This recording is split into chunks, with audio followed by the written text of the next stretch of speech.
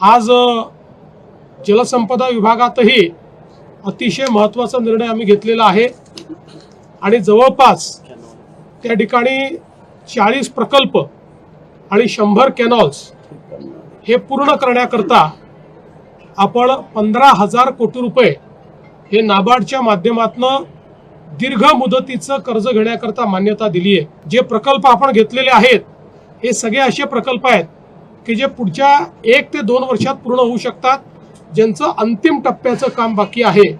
आणि हे सगळे कॅनॉल्स आहेत की ज्याची एफिशियन्सी संपलेली आहे, त्याला नव्याने लाइनिंग करण्यात येणार असून आणि त्याचं अद्ययावतीकरण आपण करणार आहोत।